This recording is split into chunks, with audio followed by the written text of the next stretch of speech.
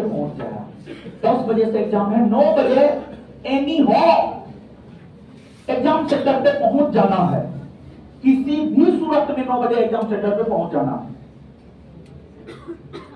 और exam centre पर पहुंच करके प्रयास करें लोगों से बात करने से बचने का। क्या पता वो आपको निगेटिव कर दे या हो सकता पॉजिटिव भी कर दे, लेकिन एक रिसर्च बतलाता है इस संसार के अप्रॉक्स 70% लोग निगेटिव माइंडेड ही है, मात्र 30% लोग पॉजिटिव माइंडेड है।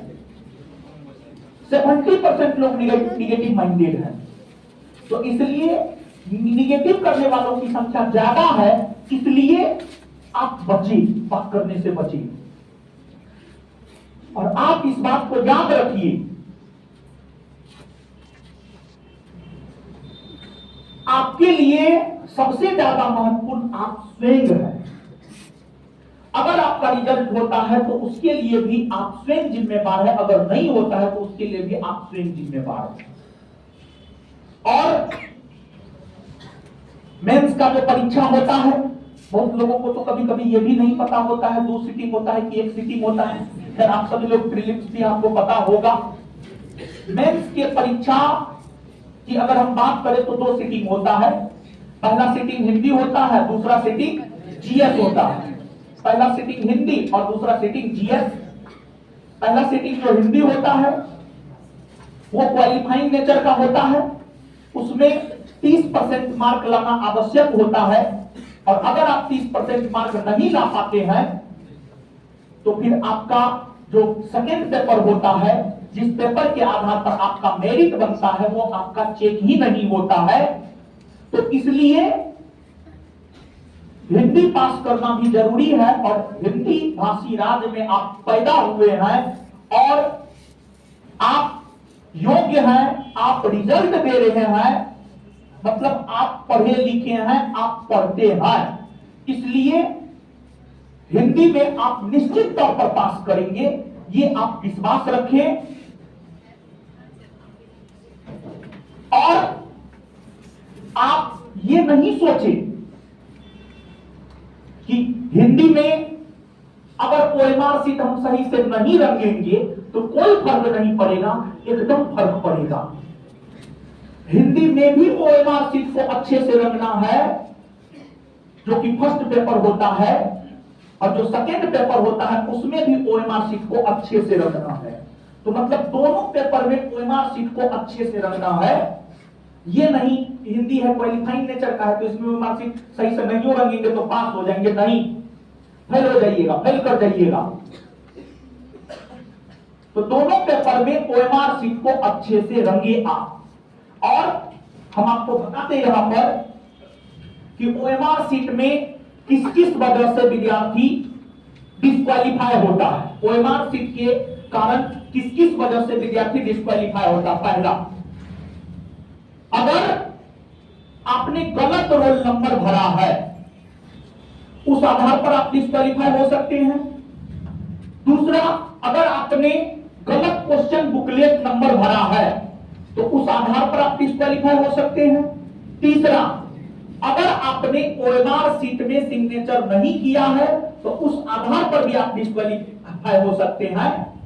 और चौथा, अगर आपने हिंदी में दिए गए पैराग्राफ को नहीं लिखा है तब पर भी आप डिस्क्वालीफाई हो सकते हैं। और अगर आपने अंग्रेजी में दिए गए पैराग्राफ को नहीं लिखते हैं तब पर भी आप डिस्क्वालीफाई हो सकते हैं।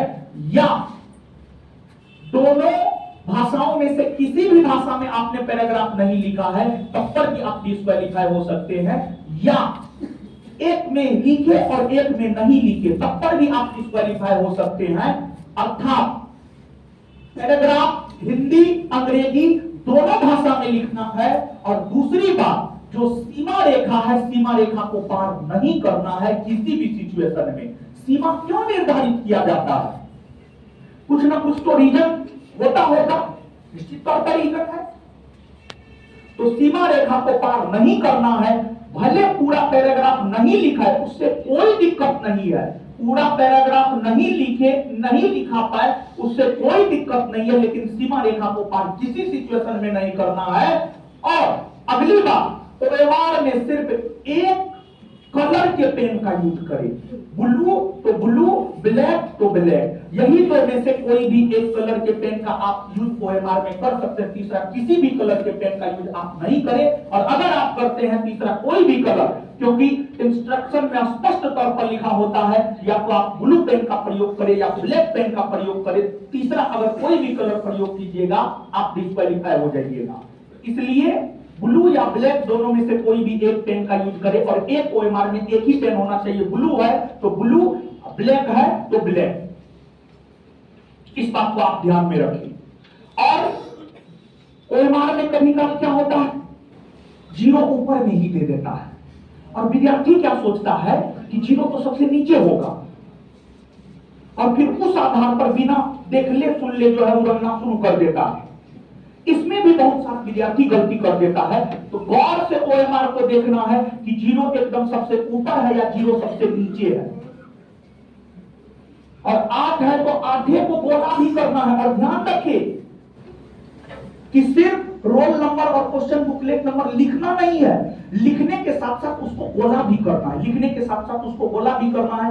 8 है तो 8 की जगह 8 को गोला करना है, नहीं 8 की जगह 9 को गोला कर दिए, नहीं, ऐसा नहीं करना है। और अगर आप ऐसा करते हैं तो आप डिस्क्वालीफाई हो जाइएगा। तो इन सभी कारणों से आप डिस्क्वालीफाई हो सकते हैं। दूसरी बात यह है कि एक ओएमआर में